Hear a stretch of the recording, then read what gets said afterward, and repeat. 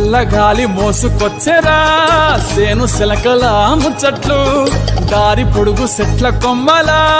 రాలుతున్న పూల సప్పట్లు గట్టి మోపులు కాల్వ గట్టులు చెమట సుక్కల్లో తడిసిన ఈ మట్టి గంధాల పల్లెటూరు దీని తీరే అమ్మ తీరు కొంగులోన